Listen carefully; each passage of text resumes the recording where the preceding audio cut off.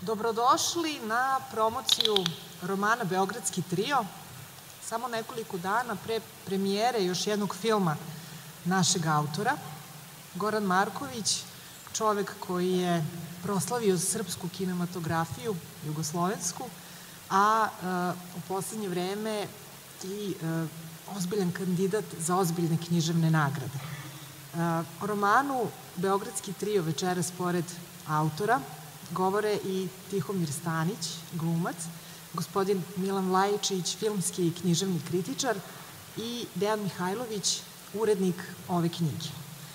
Na početku, pre nego što krenemo u razgovor o ovom romanu neobične strukture, zamolila bih gospodina Tihomira Stanića da nas uvede u atmosferu ovog književnog dela jednim odlomkom. Izvolite. Ministarstvo unutrašnjih poslova Federativne narodne republike Jugoslavije Upravi državne bezbednosti SP broj 1091 za generala J. Kapičića. 2. april 1949. Poštovani druže generale, juče su se na trgu ispred žice okupili svi kažnjenici. Na sopstvenu inicijativu načinili su neku vrstu počasnog kruga oko zvezde koja je bila nacrtana na tlu. Povod za okupljanje je bio telegram podrške Centralnom komitetu u borbi protiv staljinističke opasnosti. U telegramu se kaže da su svi okupljeni odlučili da odbace svoja pogrešna politička uverenja i kako su krenuli ispravnim putem njihove partije pod vodstvom druga Tita. Mislim da je taj tekst današnja borba objavila u celosti. Zatim se pristupilo potpisivanju telegrama. Njih 5 koji nisu hteli da stave svoj potpis, ostali su na svojim mestima. Među njima su bili jedan starac, Budo Liješević i Bora Tankosić. Izgleda da su se oni ranije dogovorili da odbiju potpisivanje i da je kolovođa toga bio Liješević. Omer Pašić ih je nazvao bandom i predvodio Bosance u obračunu sa njima. Prvi na redu je bio starac. Gađali su ga kamenjem. U jednom trenutku ga pogodili u glavu, pa je on pao na zemlju. Njegovi istomišljenici su ga odneli do mesta na kome su kible, posude za nuždu. I on je tu umro. Nastala je vrlo neprijatna situacija, naročito zbog povoda okupljanja. Bilo je jasno da je Pašić preterao, pa sam pokušao da malo primirim situaciju time što sam javno osudio Omera i njegove zbog prekoračenja upotrebe sile. Zatim sam naredio sobnom starešini iz barake Liješevića da leš uviju u ćebe i odnesu ga izvan žice. Boro Tankosić, Ranko Stričević Čađa i još dvojica odneli su leš do obale i tamo ga spustili u more. Tada se dogodio incident zbog koga vam se između ostalog obraćam. Po rečima sobnog starešine, kada je leš potonuo, on je naredio da se ljudi odmore. Put do obale bio je iscrpljujući s obzirom na to da su leš nosili preko 2 kilometra po oštrom stenju koje im je probijalo obuću i pravilo rane na nogama. Već je pala noć. 4 kažnjenika je posedalo po stenju, ali onda se odnekud začula lagana muzika za igru. Moguće da je dopirala sa ostrva Rab. Iz tog pravca su se videla samo udaljena svetla, ali muzika se sasvim jasno čula. U jednom trenutku Ranko Stričević Čađa je ustao i uputio se ka toj muzici, to jest ka moru. Sobni starešina je pomislio da on hoće da u slanoj vodi ispere rane na nogama i zbog toga nije ništa preduzeo. Stričević je međutim ušao u more i nastavio u smeru muzike, sve dok mu voda nije došla preko glave. Uzalud su svi, naročito njegov prijatelj Tankosić, pokušavali da ga nagovore da odustane od samoubistva, ali on se na to nije obazirao. Tankosić je čak skočio u more, ali nije mogao po mraku da ga pronađe u dubini. Posle 20 minuta, možda pola sata, pošto se Stričević više nije pojavljivao na površini, sve četvoro se vratilo u žicu. Ova dva slučaja otvaraju pitanje sahrane umrlih. Pošto će, kako stvari stoje, Goli otok biti u funkciji duže vremena, moramo razmišljati i o tome. Do sada smo slične slučajeve rešavali bacanjem mrtvih u more, ali to je vrlo nepraktično i uvek izaziva negativan utisak kod stanovništva u okolini. Jednom se čak dogodilo da je u punom vijeku godišnjih odmora leš isplivao do obale. Stoga predlažem da se na Golom otoku odredi mesto koje će služiti kao groblje. Svakako da lokacija mora biti tajna, kao i da neće biti nikakvog obeležavanja grobova, ali groblje, po mom mišljenju, mora postojati. Ante Raštegorac, upravnik Mermera. Hvala.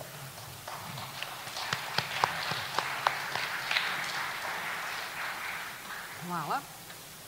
Jedno umetničko delo svesti na nekoliko rečenica, reči, može da bude pogrešno često, jer može da vas navede na pogrešan trag.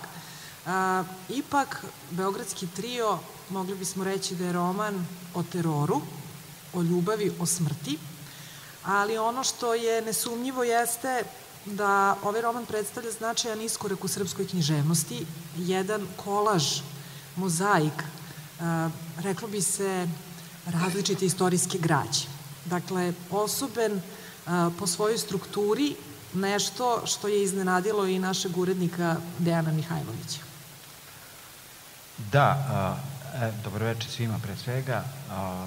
Jeste činjenica da je taj roman mene iznenadio najpre prvo temom, izborom junaka i ponajviše književnim postupkom. Evo, roman je za 5 meseci već doživeo 3 izdanja. Ušao je u najbolji izbor za Ninovu nagradu, ali za one koji nisu upoznati sa događanjima, radnjom ovog romana, ja ću kratko da pokušam da ispričam o tome, ne otkrivajući glavne zaključke i kraj romana i sve ono što se u njemu događa, i da ispričam otprilike o tom sadržaju i naravno o književnom postupku koji posebno, po meni, krasi ovaj roman. Dakle, radnja je smeštena u Beograd negde 48-52. godine u periodu službovanja pri britanskoj ambasadi engleskog pisca Lawrencea Darrella. To je istovremeno i period najstrašnijeg terora na Golom otoku i jugoslovenskim logorima za ibeoce, jedno smutno, nesigurno vreme ispunjeno strahovladom i nekim ideološkom isključivošću. Darellovi slobodoumni moralni povredi, druženje učestvora sa svojom prvom ženom, sa Henrijem Millerom i Ana Snin, otvaraju roman kao uvod u njegovo službovanje u Titovoj Jugoslaviji. Već na prvi pogled čitaocu upada u oči nešto što je potom uspešno sprovedeno kroz celu knjigu. Nigde nema autorskog glasa, osim u kratkom epilogu na kraju. Ceo roman je u dokumentima, u pismima, dnevnicima glavnih nosilaca radnje, u zapisnicima sa Darellovog saslušanja u Foreign Office-u, izveštajima golotočih logorskih rukovodilaca centrali i UDBE, prepisci britanskih zvaničnika, kao i drugim često na izgled nevažnim i sasvim prozaičnim dokumentima. Očigledan je veliki istraživački rad Gorana Markovića o periodu IB-a i poznavanje Darellovog dela, bez čega se ne bi mogla izvesti ovakva kolažna konstrukcija koja se zaista čita bez daha kao u nekom najuzbudljivijem trileru. U romanu se prate 3 linije radnje. Prva je Darellova priča kroz zapisnike Foreign Office-a i kroz sve ove dokumente koje sam pomenuo. Pratimo neuspešne pokušaje glavnog junaka da se poveže najpre sa poraženim royalističkim snagama u zemlji, što se smatralo za krajnje neprihvatljivo ponašanje jednog diplomate britanske krune, a zatim i njegovo zaljubljivanje u Veru Tankosić, svoju profesorku srpsko-hrvatskog u Beogradu, i suprugu jednog od predstavnika nove vlasti. I ona i njen suprug uskoro će zaglaviti na Golom otoku kao navodni neprijatelji zemlje, a Darle će pokušati da ih spase iz kandži režima prema kojem se odnosi s prezirom, kao i da se pobrine za sudbinu njihove ćerke jedinice, 5-godišnje devojčice, koja će usled surovih istorijskih okolnosti ostati lišena roditeljskog okrilja i ljubavi. To je okosnica glavnog toka radnje. Druga priča prati Veru Tankosić kroz njen dnevnik, zapravo njeno ljubavno iskustvo sa Darelom, jedinim čovekom koji se usudio da s njom nastavi komunikaciju i pošto je uhapćen njen muž. Darel će kasnije pokušati u jednom vratolomnom, da kažem, eksperimentu da spase i pokušati da izvede, da organizuje bekstvo oboje supružnika Vere Tankosić i njenog muža sa Golog otoka. Kako će se to završiti, ja sad neću o tome govoriti.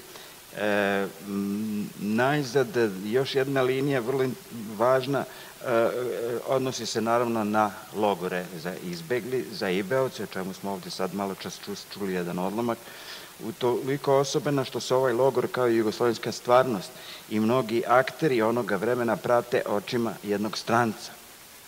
Kroz arhivsku građu izveštaj logorskih starešina, Kapičića, Raštegorca, Zelićeve, drugih vojnih lica i komunističkih rukovodilaca, kroz referate forojnopisa i tako dalje, daje se zaista jedna uverljiva slika jednog olovnog vremena u socijalističkoj Jugoslaviji, ideološke zaslepljenosti, makoliko nam to danas izgledalo smešno i neverovatno. Na kraju bih rekao samo još nekoliko reči o sudbini Mile Tankosić, 5-godišnje devojčice, čiji su roditelji završili u logoru. U epilogu romana njena sudbina, kao i sudbina njenih nesrećnih roditelja, ipak, ako sam ja to dobro shvatio, ostaje otvorena. Jedno svedočanstvo deceniju kasnije otvara mogućnost da se nije sve završilo tragično kako se završilo. Čitaocu se daje tračak nade da je Darelova privatna misija uspela, za razliku od one diplomatske zbog koje je sklonjen i povučen iz Jugoslavije. Ovako inventivno komponovan kao kolaž dokumenata, pisama i svedočanstava, roman Beogradski trio postigao je ono što je danas u romanu veoma teško postići. Utisak verodostojnosti u oživljavanju jedne tragične priče iz naše nedavne prošlosti, bez obzira na to da li je fabula istinita ili nije.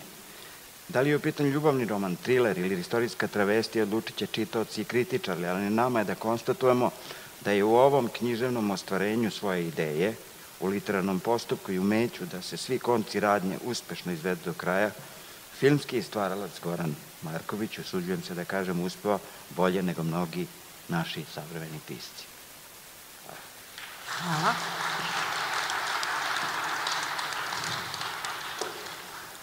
Laguna, kao najveća izdavačka kuća kod nas, mogli bismo reći da je negde u epicentru književnih zbivanja na srpskoj književnoj sceni. I tako mi ponekad osetimo neka čudna kretanja. To se desilo i sa romanom Beogradski trio. Dejane, rekli ste 5 meseci, roman je objavljen pre nešto više od 2 meseca, što je zaista neverovatno. I za ova 2 meseca nije ga bilo u knjižarama često, stigao je do 3. izdanja. Bio je najozbiljniji kandidat za Ninovu nagradu. Mislim da, ako se ne varam, 1 glas žirija je otišao ovom romanu, još 2 i bilo bi drugačije. Dakle, roman koji je nešto učinio na srpskoj književnoj sceni. Šta se to desilo, gospodine Vlajčiću? Šta biste vi rekli iz vaše vizure? Ne znam ništa o našoj književnoj sceni. Na našoj književnoj sceni ima 3000 zvaničnih književnika. Kad bi svi čitali 2 knjige godišnje, naši tiraži bi bili udvostručeni. Ja inače sam ovde slučajno, ja retko čitam domaću književnost posljednjih 20 godina, iz razloga koje možete da naslutite. Pročitam kad me nešto povuče, kad sretnem neke prijatelje kojima verujem. Kad je Goran objavio knjigu, pošto ja njega pratim od njegovih malih nogu, on je mlađi od mene 7-8 godina, ali znam šta je radio i na filmu i šta je radio mimo filma, jer on je sve svoje filmove snimio po svojim scenarijima, što je jedno malo čudo u evropskom filmu. Uvek se reditelji oslone i na neke tuđe darove, međutim on sam to radi, to ne znači naravno da je uvek sasvim uspeo u tome, ali on je jedan obavešten, kulturan čovek i kad je objavio knjigu, mene su dve stvari provukle, ne toliko što je on to objavio, nego što sam čuo da je to Goli otok. Ja inače ne pripadam onim porodicama koje su stradale. Ja sam iz jedne propale buržoaske porodice, mi smo bili sačuvani od tih zala komunističke pravovernosti i kasno smo i doznali za Goli otok. Ovi mlađi ovde koji sede, oni misle da se to znalo, to je bila velika tajna negde do 62. 63. godine, kad sam na univerzitetu među profesorima prepoznao neke za koje su mi rekli bili su na Golom otoku i mi smo ih prepoznavali. To su bili napaćeni ljudi.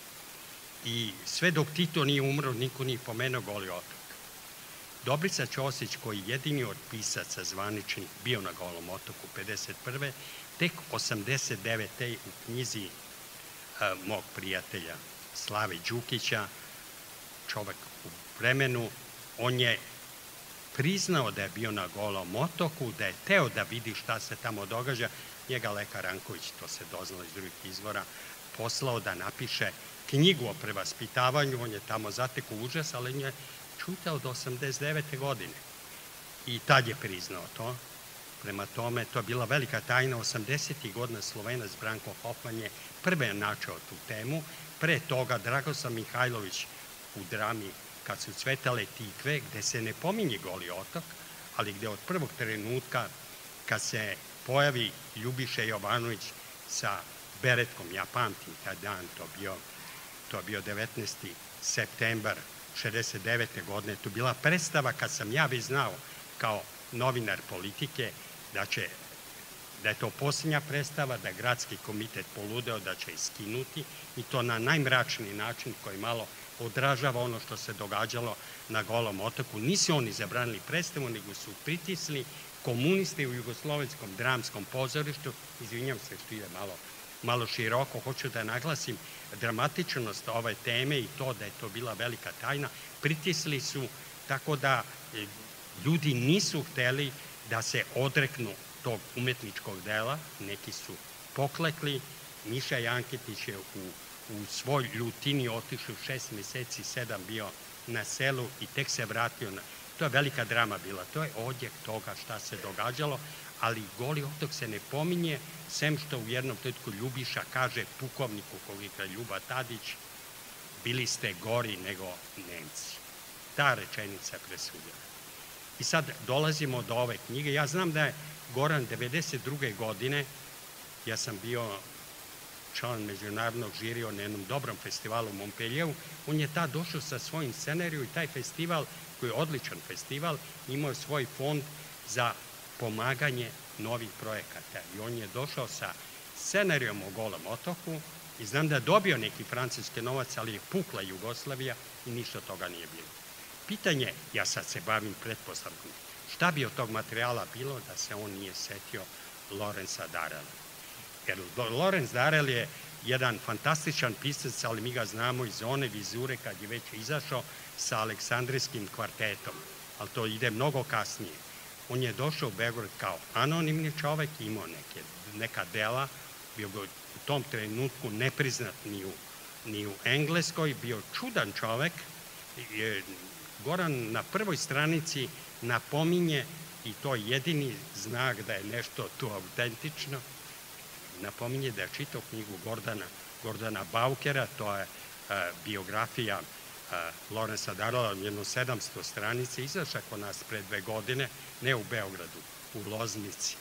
Karpos iz Loznice je objavio tu fantastičnu knjigu i on navodi na prvoj stranici da će Lorenza Darela citirati, da će to biti kurzivom. To je jedini meni znak da je on nešto preuzeo.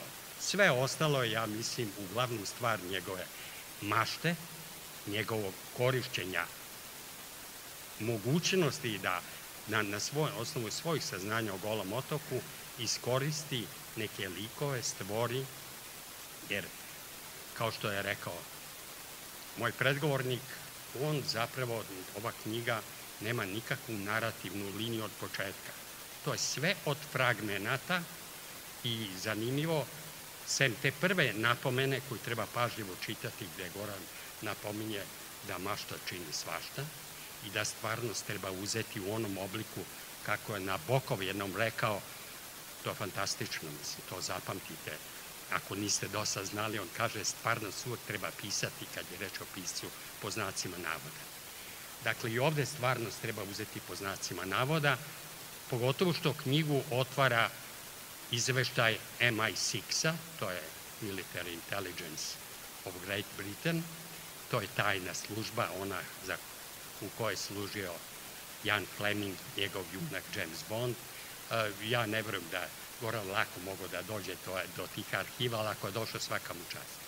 Ja mislim da je on to izmislio, kao što roman završava, govorim uslovno, završava takođe jedno isleđenje da je Lorenz Darel na kraju svega priča o svojim iskustvima u Beogradu. On je bio ovde gotovo 3 godine i kad pominje Koču Popovića i kad kaže pričao sam sa njima, a onaj islenik tamo pita, jer on je propao ovde kao diplomata, on je došao naravno kao špijun, jer zapravo takozvani atašeji u diplomatiji uvek služe u obaveštajne svrhe, pogotovo u Britaniji za vreme rata i posle rata, verovatno i kasnije, znamo biografiju Johna le Carrea, veliki pisci su bili u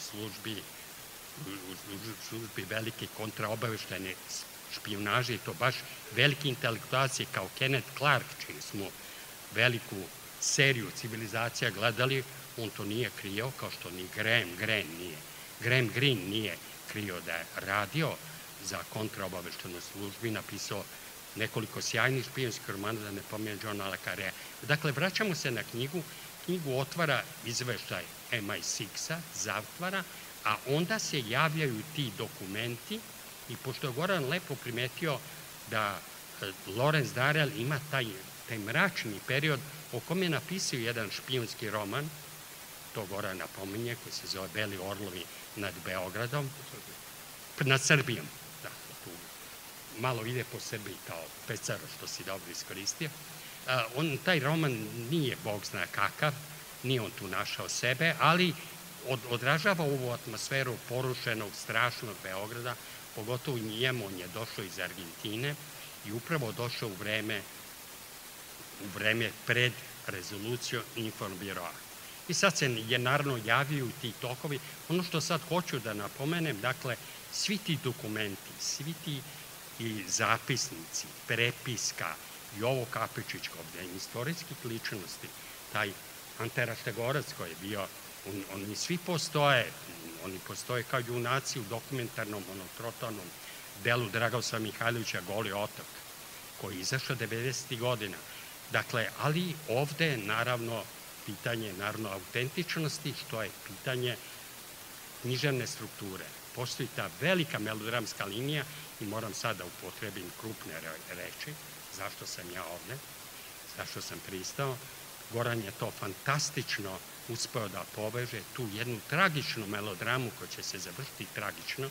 Ja sad, ovo nije spojler, ne kvarim ja nikakvu fabulu, ja mislim, pošto treće izdanje, da većina vas je čitala, vi ne očekujete naravno da je ljubavna priča koja uključuje Goli otok da se završi srećom. To je velika nesreća.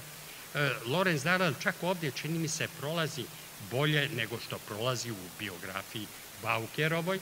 Goran je bio prema njemu plemenit, premda on nad Srbijom nije mnogo bio i dobro da nije bio, on je platio cenu toga. Dakle, on je ovde bio 3 godine i ono što je sad zanimljivo, ne smem dugo da pričam, mogu bi da pričam ceo sad, ono što je zanimljivo, roman ima neke humorističke, crno-humorističke elemente. Lorenz Darel došavši ovde, znajući da je tajna policije svuda oko njega, on je obrazio da možda pomogne nekim demokratama koji će se boriti za povratak kraljevine i on je došao sa nekim peceroškim priborom, ide po Srbiji, naleti na neke četnike, samo što ga ne ubiju, i takvih sekvenci ima nekoliko i to malo olakšava sve to, i dok čitate vi to shvatite koliko je to bila jedna krvava drama i ovoga Beograda i svega toga što se nama događalo. Dakle, roman ima strukturu koja je svakog trenutka kao kula od karata mogla da se slomi. Dok sam prvi put čitao sam u kontinuitetu, možda 2,5 sata, 3, da se to čita kao da sam gledao film, jer te sekvence si svakog trenutka iščekuješ da vidiš da li će taj igrač na žici ostati na žici, jer nije lako pisati rukopisom Vere, pa pisati rukopisom njene drugarice, pa se ode u taj ramski rit, pa se tamo pojavi neka delićka koja maltretira te žene, pa se ode do tog Svetog Grgura, pa onda odjedanput se pojavi Darel u blizini Golog otoka sa Geringovim automobilom koji u jednom trenutku hteo da proda Titu. Mislim, sva sreća da nije ponudio, ko zna kako bi prošlo. Evo, ja ću ovde da završim moju malu priču. Ostavljam po strani celu priču o Ninovoj nagradi. Ja sam sam bio 7 puta u Ninovom žiriju, u dugom životu dosadašnjem. Prva 3 puta znam koji romani nisu dobili nagradu, a dobili su romani kojih ne mogu se setiti. Nije dobio Petrin venac Dragoslava Mihajlovića, dobila je neka knjiga, stvarno ne mogu se setiti.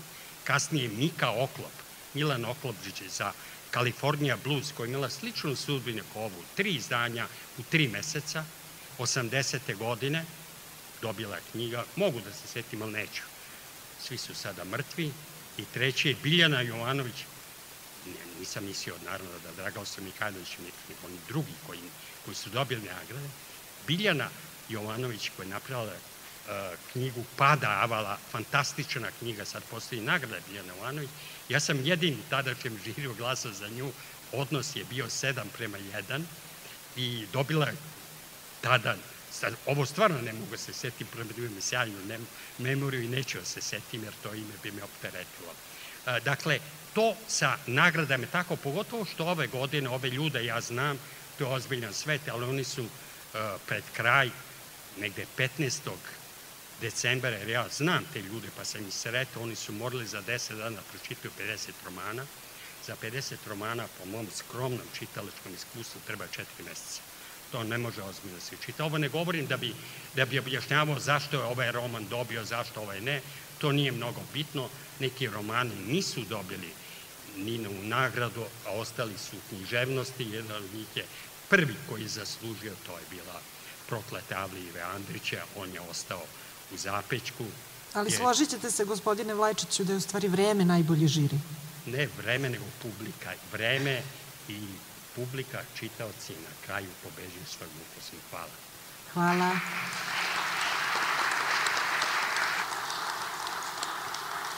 Predlažem da još malo zavirimo u atmosferu knjige Beogradski trio.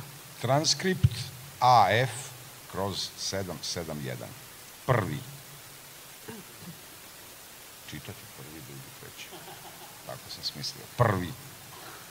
Razgovor vođen sa Lorenzom Darelom u prostorijama MI6 u Vauxhall Crossu u utorak 5. novembra 1950. godine. Sada je tačno 10 sati.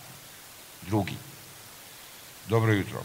Nadam se, gospodine, da ste se dobro odmorili posle putovanja i da možemo početi naš razgovor. D. Dobro jutro, spreman sam. Prvi. Posle vašeg boravka u planinama, šta ste preduzeli u vezi s misijom koja vam je poverena? D. Praktično ništa. Monarhistički pokret u Jugoslaviji se sam od sebe ugasio. Većina ljudi sa kojima sam imao kontakt uhapšena je, a četnici pukovnika Mihajlovića uglavnom su likvidirani na terenu. Treći. Da li vas je tamošnja policija povezala s tim pokretom? D. Koliko znam, nije. Drugi. Prema svedočenju britanskog ambasadora, vi ste hapšeni i bili na ispitivanju u tamošnjoj tajnoj policiji. D. Da. ali to nije bilo ni u kakvoj vezi sa misijom koja mi je poverena. Drugi, a u vezi sa čim se to dogodilo? D. Suprotstavio sam se hapšenju moje profesorke srpsko-hrvatskog jezika. Prvi, suprotstavili. Zašto? D. Zbog načina na koji je to izvedeno. Treći, samo zbog toga? D. Ne razumem pitanje.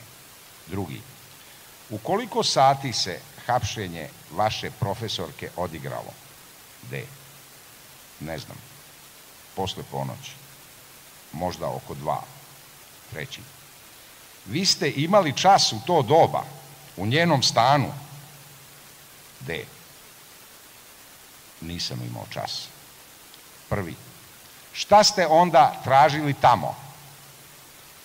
D. Drugi, možete li nam opisati vaš odnos sa tom profesorkom? D. Nijedna stvar ne može da objasni sve, iako sve može da objasni nešto. Drugi, budite konkretniji, molim vas. D. Bili smo ljudska bića, a ne karikature iz romana Sestara Bronte. Prvi, vratimo se onome zašto ste poslati u Jugoslaviju. U svojim izveštajima pominjete da ste vrbovali krticu iz redova tamošnje tajne policije. O kome se radi? D. Čovek o kome je reč je trenutno upravnik ženskog radnog logora u kome se vrši prevaspitavanje simpatizerki Sovjetskog saveza. Drugi, od kakve važnosti on može biti za nas? D. Ima pristup svim planovima vezanim za odnose sa Rusima. Treći, šta to znači? Da li vam je dao nešto? D. Nije, ali sam uslovio naš odnos stepenom važnosti koje bi sadržali dokumenti i informacije koje nam može dati. Prvi, vaš odnos? D. Obećao sam mu zaštitu i transport van Jugoslavije. Kažem, pod uslovom da nam da nešto vredno. Drugi, novac? D. I to, ali mnogo manju sumu nego što je tražio. Samo pod uslovima o kojima sam govorio.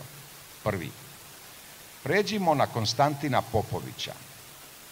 Vi ste u neku ruku postali njegov prijatelj. D. Ne bih to mogao da potvrdim. Ali da nismo obični poznanici, to je sigurno. Uostalom, bio sam u 2 navrata kod njega u Generalštabu i zadržao se svakog puta po više od sat. Treći, o čemu ste razgovarali? D. O Parizu i o dadaizmu, da, i o nekim zajedničkim prijateljima. Treći, da li su ti zajednički prijatelji bili komunisti? D. Ne znam, teško, s obzirom na okolnost da se radilo zapravo o nekim prijateljicama koje politika nije mnogo zanimala. Prvi, kakve su to bile žene? D. Rekao bih razmagnetisane. Drugi, o čemu ste sa njima pričali? D. Bile su to užasne misli za osobe koje su tako dugo bile strpljive i pažljive učenice ljubavi. Treći, da li mislite da možete da razvijete odnos s Popovićem? D. Ne znam, verovatno. Mi smo, što se kaže, srodne duše. Ali on je u isto vreme veoma važna ličnost u Jugoslaviji. Uz to vrlo pametan čovek koji sebi neće dozvoliti da nasedne na razne trikove. Drugi, da li smatrate da vaša misija u Beogradu ima perspektivu? D. Da, sigurno. Bila bi prava šteta propustiti ono što sam do sada izgradio.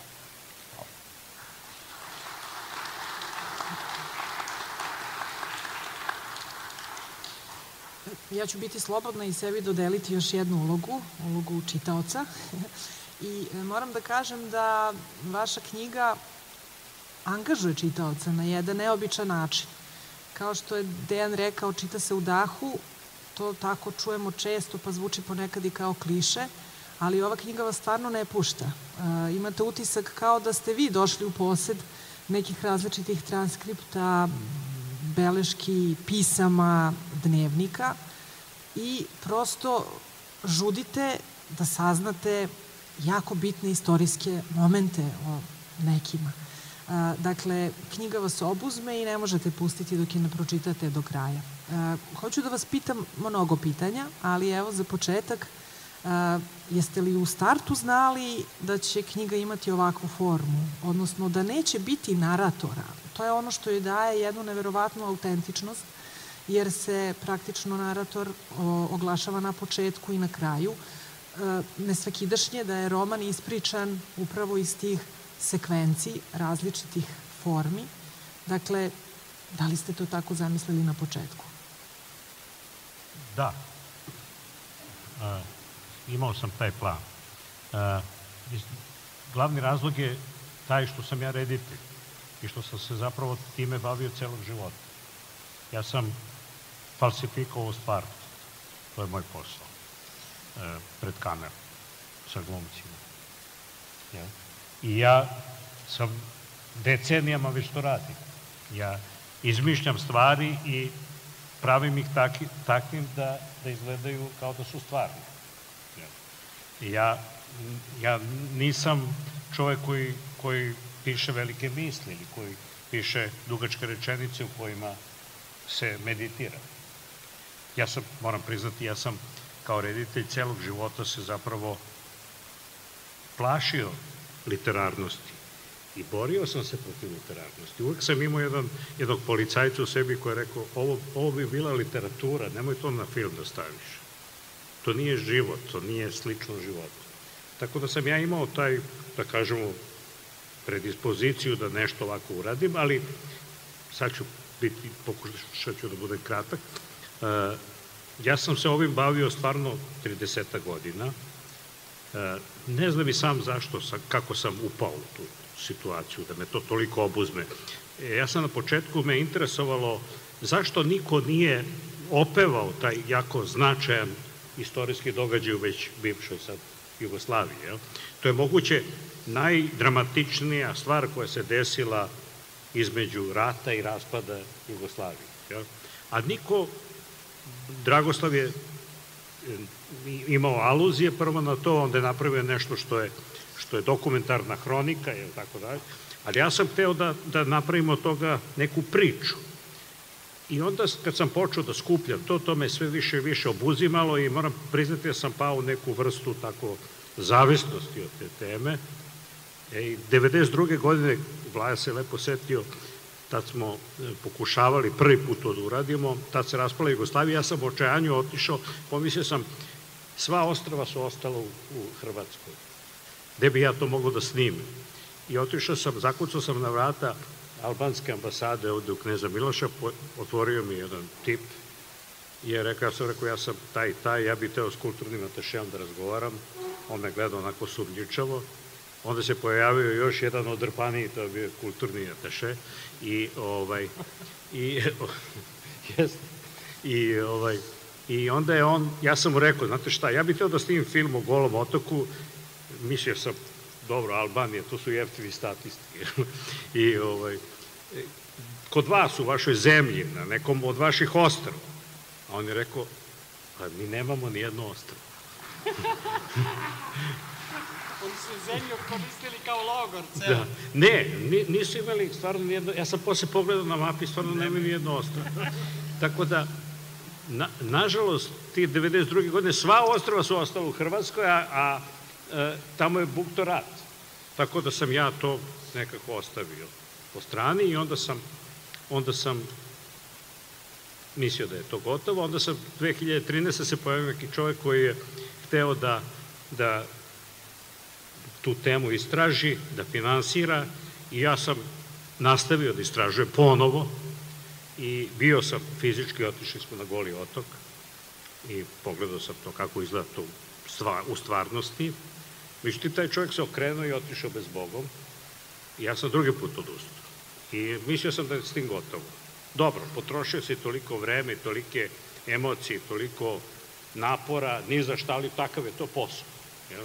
Međutim, onda sam naišao na taj Bele orlove nad Srbijom, jedan prilično nižerazredan roman, thriller, špijunski, Darelov, iz koga sam zaključio da je taj Darel bio u stvari špijun.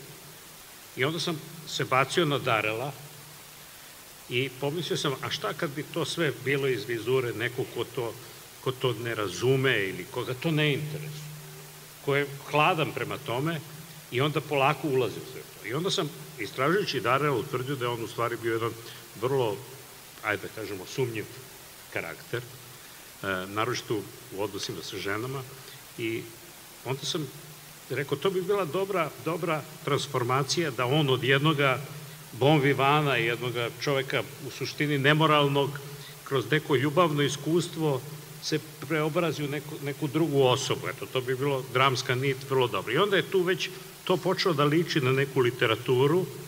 Sećam se da sam, jednom sam razgovarao sa Ivanom Dimić, koja je dobila Ninovu nagradu i koja je moja drugarica i radila sa mnom u pozorištu. I ona mi je rekla, pa svi romani su o ljubavi i smrti. Nema ništa više. I onda kad sam ubacio, dakle, u tu mrtvačku temu Golog otoka, ljubav, i kad sam počeo da sve to preobrćem na melodramu, na osujećenu ljubavnu vezu, onda je odjednom to počeo drugačije potpuno da se ponaša i ja sam upao u potpuno drugu strukturu, zaboravio sam ono sve što sam decenijama skupljio i rekao sam, nemam obaveze prema tome. To je dekor, to je kontekst. Ja imam obaveze prema naraciji, prema priči, prema ljubavnom trouglu. To je moja glavna obaveza, a ostalo je sve bilo tu, naravno. Ja sam, kao što vidite iz ovog inserta, ja sam jako dobro to poznavao, ali nisam hteo da se bavim hronikom događaja, nisam hteo da pravim nikakav istorijski roman, nisam hteo da pravim nikakvo svedočanstvo, hteo sam da pravim ljubavni roman. I onda sam zavitlavao sam se sa prijateljima da sam napravio erotski triler o Golom otoku, otprilike sam tako to krstio. To je naravno nije tačno, ali na neki način je pokazivalo kako sam ja, eto, to je otprilike način kako je nastala ova knjiga. Da, moram da vas pitam nešto prilično lično. Je li ovo vaš najveći književni uspeh? Molim? Ovaj roman? Da. Da li je to vaš najveći književni uspeh? Ne znam, imao sam još jedan veliki uspeh, a to je sa prvom knjigom koju sam napisao, koja se zove Češka škola ne postoji, koja je godinama bila dosta... A čekajte, to nije roman? Ne, to je teorijska. To je, kako bismo to nazvali? Memoarska. Pa, recimo. Eseistička, memoarska. Eseistička, ali ona je bila jako popularna i godinama Dejan je napravio i drugo izdanje, on je volao tu knjigu i on je pomogao meni da i drugi put napravimo to, tako da je zapravo Dejan taj koji stvara od mene pisaj. Sve što on, gde on imao prste, to je imalo uspeha. Pa onda moramo da pitamo još nešto Dejana. Upravo zahvaljujući tom književnom postupku gde nema naratora koji bi povezao te neke delove, mi stvarno knjigu čitamo bez nekog emotivnog upliva, intervencije, rekla bih. Tako da i sve te strašne priče o zbivanjima na Golom otoku, znači nekako su napisane bez patetike.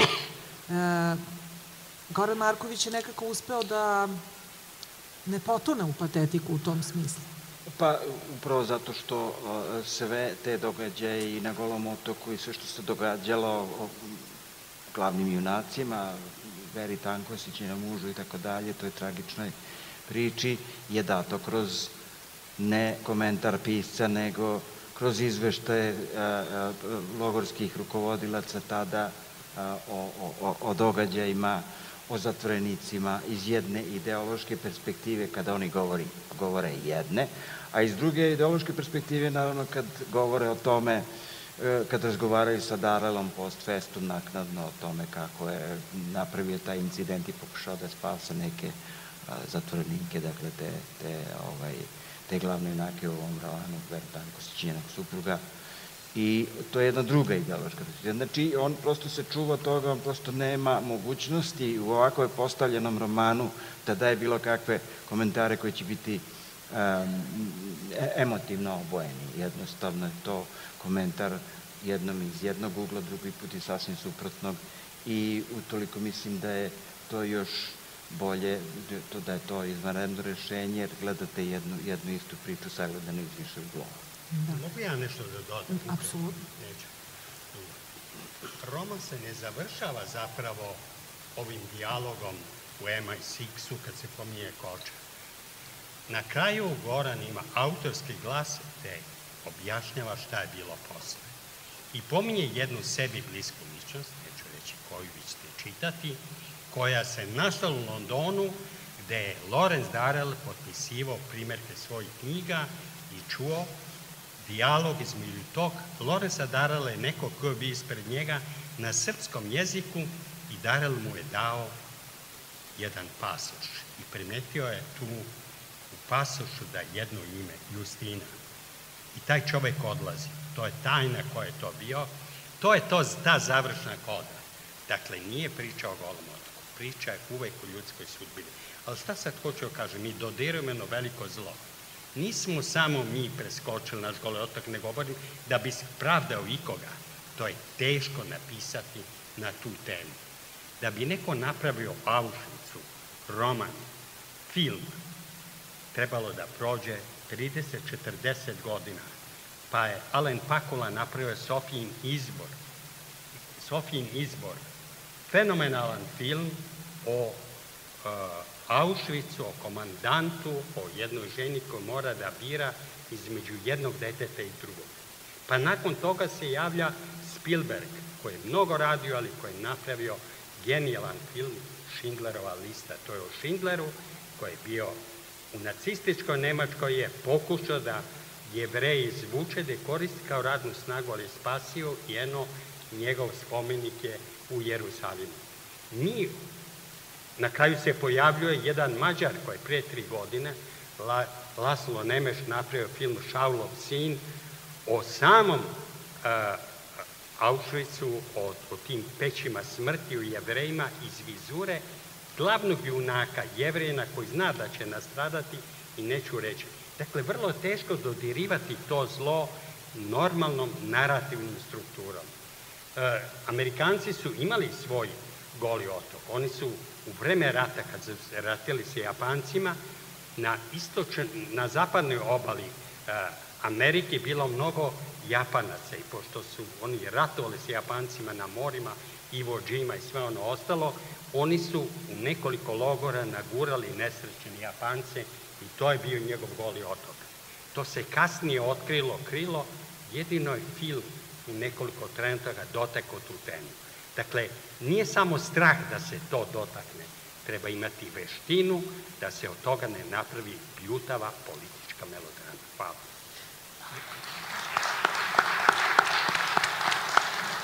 Ja bih teo, možda sam propustio još jednu stvar, stvarno već protiče vreme jako brzo. A imamo Tika će još jednu pročita i onda će nešto da kaže i on. Mene, ako ćemo pošteno, mene je najviše privuklo na Golom otoku originalnost. To je bio sasvim poseban koncentracioni logor koji nije bio kao drugi. Vi ste imali nemačke koncentracione logore koji su industrijski radili na uništenju pojedinih naroda. Ovo je prevaspitavanje. Da, o tome ću da govorim. A imali smo gulage sovjetske koji su takođe na neki drugi način se bavili likvidacijom ljudi, jel? Ali ovde niko nije bila ideja likvidirati, nego promeniti svest. I to je bilo jako perverzno i jako, kako da kažem, ne znam kako je uopšte nekom to moglo da padne na pamet, da napravi jednu čitavu organizaciju sa kućama, s krevetima i tako dalje, u kojima će se vršiti promena svesti ljudi. ideja, naravno to je nemoguće, ali ja sam recimo, kako sam ovo pripremao sve moguće materijale godinama, dolazili su mi ljudi, stalno su mi dolazili i donosili, ja sam rekao ne mogu više, ja imam dovoljno, nemojte više i tako dalje. Međutim, stalno su neki koji su imali dedu ili teču i tako dalje, donosili potresne stvari, strašne stvari. I onda sam razgovarao sa jednim čovjekom u Vojvodini, on mi je rekao, znaš šta, mi smo morali 3 stvari da uradimo. Morali smo prvo da tučemo ove druge, da ih zlostavljamo. Drugo, morali smo da prijavljujemo naše, ja sam recimo prijavio oca, znao sam da neće da mi zameri, da bih mogao da preživim. A treća stvar, da bi preživio, morali smo da potpišemo da ćemo da radimo za udrugu. I onda smo mogli da preživimo to. Ja kaže, ali ja sam potpisao 3 meseca pre zatvaranja Golog otoka. Pa ja sam rekao, pa šta, jeste radili za udrugu? Nisam, ali sam potpisao. To je, taj gest je ostao strašan u njima. I tako da to ćutanje o Golom otoku od samih Golotočana po meni nije bila samo trauma, nego jedno osjećanje stida zbog onoga na što su ih ti ljudi naterali. Da je to zbog toga što su ih prinudili da urade nešto što nije ljudski. I to je najinteresantnije po meni u tom celom logoru i što ga razlikuje od ostalih. Moram da vas pitam još, Beogradski trio, neskrivena referenca na Aleksandrijski kvartet, je li to neka zahvalnost Lorenzu Darelu što se pojavio u pravom trenutku i preuzeo ulogu glavnog lika? Pa, znate šta, ako ćemo pošteno, Darel je napisao najvažniju stvar, Aleksandrijski kvartet. Sve ostalo je pod B, ne znam. Ima neke knjiga koje su potpuno teško čitljive, jel? Ali Aleksandrijski kvartet je apsolutno čarobna knjiga. Kasnije da ponovi to Avignonski. Da, Avignonski kvintet. Da bi Avignonski kvintet, ali to nije to. Ne, ima i onu crnu knjigu i tako dalje. Ovo je vrh. Jako su mu lepi ti putopisni, Grčko ostrvo i tako dalje. Ali to su putopisi. To su eseji. A ova knjiga je ključna za njegovu ličnost. I onda zanimljivo, ja sam to čitao kao mladić i onda kad pročitate knjigu posle 40 ili možda 50 godina, onda ta knjiga je ista, ali vi niste ista. Ona vam govori o tome šta ste vi umeđu vremenu postali. I ja kad sam ponovo tu knjigu pročitao, onda sam bio na neki drugi način sam je shvatio. I onda sam sedeo i beležio sam pojedine rečenice koje citiram ovde i nisam te rečenice ubacivo već postojeće scene, nego sam na osnovu tih rečenica konstruisao scenu. Bio je potpuno jedan suprotan logici princip. Imam neku rečenicu da on kaže šta ja znam, odnosi se na odnose muškarca i žene i onda sam na osnovu u centru te rečenice sam pravio scenu ljubavnu. A nisam napravio ljubavnu scenu pa ubacio tu rečenicu. To je jako zanimljivo, da. Oprostite, mislim da je ovo veče sasvim u redu za još jedno moje pitanje, a to je to iznenađenje i ta enigma koju nosi lažni pasoš koji je Lorenz Darel napravio za veru zapravo. I budući da vi jeste i u svojim filmovima optimista, ako tako smijem da kažem, pričala sam sa nekim filmskim kritičarima, ako ne pravi, onda umereni, skeptik. Vera i njen nestanak, mnogi je naveo zapravo da pomisli kada se u epilogu taj pasoš ponovo pojavljuje da je možda imala neku drugačiju sudbinu. Mislim da i vas to iznenadilo kao autora. Da, pa evo, ne znam ni autor sve šta može da se... Pa nije, tako je. Mislim, ako stvari otvorite, na kraju ostavite otvorenim, onda ima svako prava da ima svoj kraj. Ja nisam ustvrdio neke stvari na kraju, tako da je to moguće. Ali ja sam tu napravio jednu tako malu aluziju da je njemu ta izmišljena ličnost, ta Vera, zapravo poslužila kao model za Justinu, jel? Ali Justina je poginula I Justina je poginula od morskih pasa, prema tome to je bila veza. Sad, ako hoćete vi da ih spasete od morskih pasa, ne znam. Ja ću biti u toj grupaciji.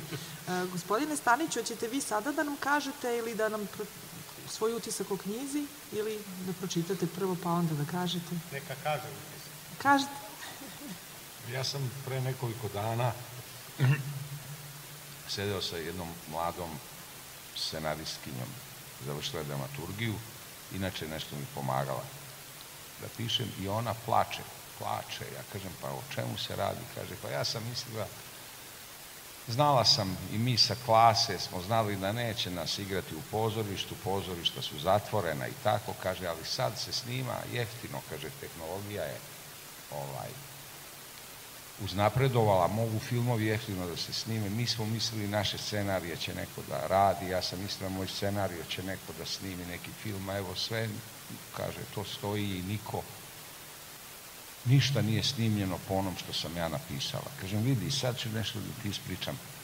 Tamo 90. godina igrao sam ja predstavu, jednu ženski orkestar sa Oliverom Marković, velikom, i ona u autobusu, mi putujemo, ona me gleda ovako, pa me šacuje. Kaže, dobro, lepo si, mršav si, kaže, to je dobro, ostani mršav, kaže, tako. Sad će moj Goran da snima jedan film o Golom otoku, pa mu trebaju ti mršavi momci.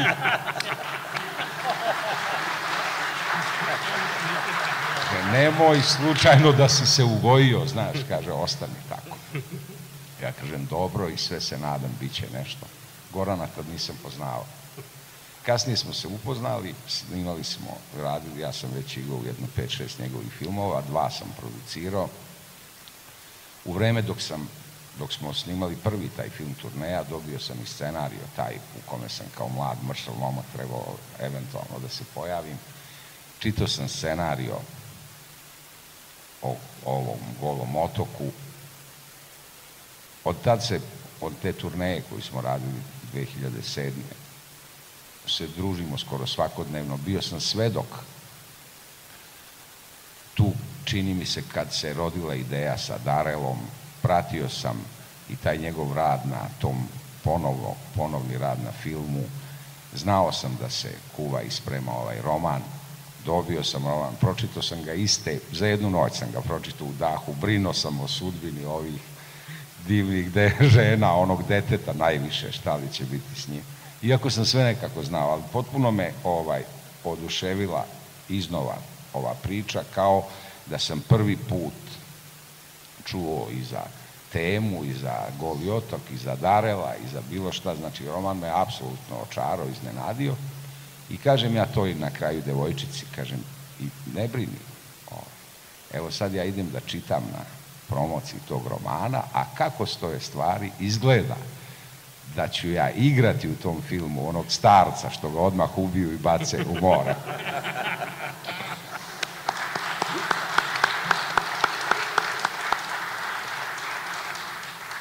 Možemo da čujemo odlomak, da. Secret Intelligence Service, kriptografsko odelenje, GCHQ, dekript enkriptovanog izveštaja broj DD-16/A. Ponovo sam bio sa P. Igrali smo tenis u teniskom klubu Partizan. Iako je tek počelo proleće, za rukovodioce se specijalno uređuju tereni, uprkos kiši i povremenoj susnežici. Dobio je meč uz nekoliko veoma sumnjivih poena na njegovoj strani.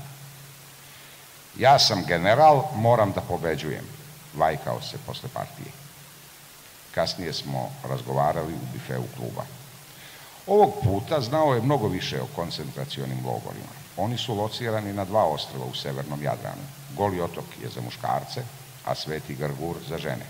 U oba logora vladaju nemogući uslovi za život. Leti su nesnosne vrućine, zimi nepodnošljiva hladnoća. Nema tekuće vode. Ona se dovozi cisternama. Higijena je na najnižem nivou. Izgleda da je u toku epidemija tifusa. Ima mnogo mrtvih. Uprkos tome, tortura ne jenjava. Moglo bi se reći da se čak pojačava. Robijaši koji žele da sačuvaju živu glavu moraju pristati na neku vrstu lobotomije, apsolutne promene svesti. U protivnom ne izlaze živi sa ostrva. Ovaj proces se obavlja sistematski i uz mnoštvo provera. P je zbog toga ogorčen. Uverava me kako o tome doskora nije znao ništa. Sada mu je jasno kako je sve izvedeno uz znanje poglavice i najužeg kruga ljudi oko njega. On sam je ovim saznanjima zgađen i razmišlja kako da se izvuče iz situacije u kojoj se nalazi.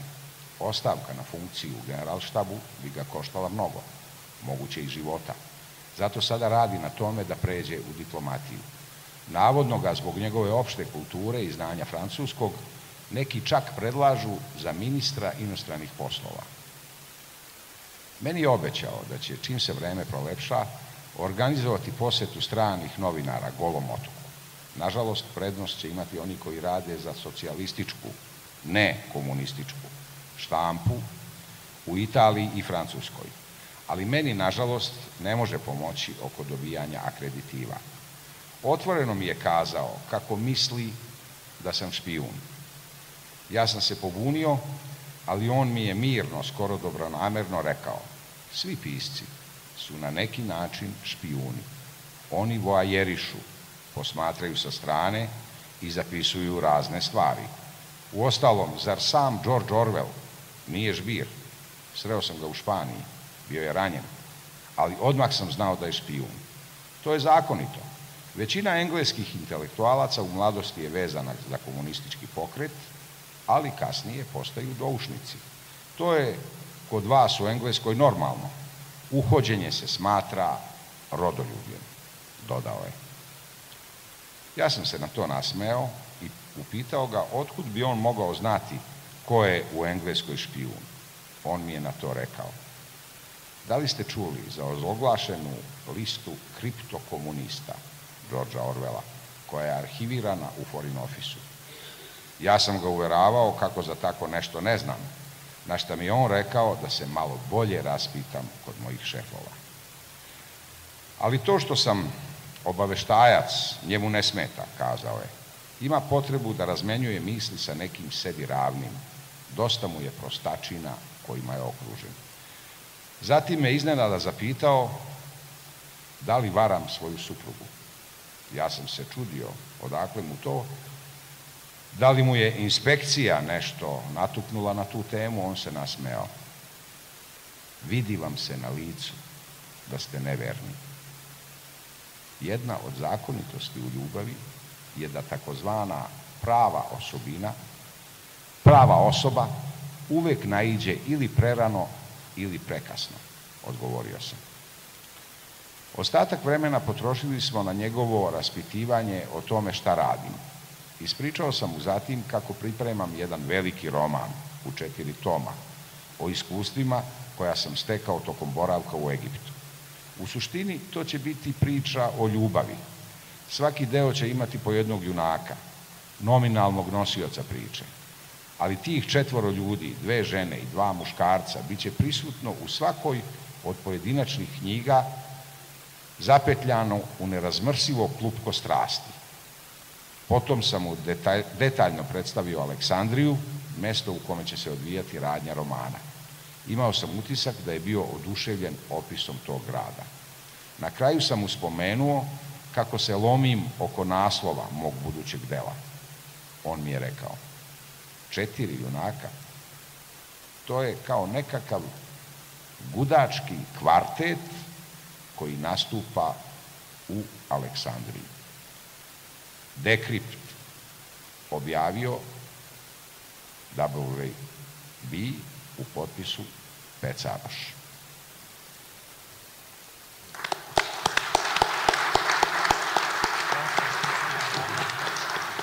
Toliko je čitao Tihomir Stanić, ostalo ćete morati sami ako već niste. Hvala lepo na ovoj večeri, bila je privilegija zaista pričati o ovom sjajnom romanu koji će Goran Marković sada i potpisivati, a ukoliko nemate svoj primerak možete kupiti ovde, knjiga je i na popustu. Hvala lepo.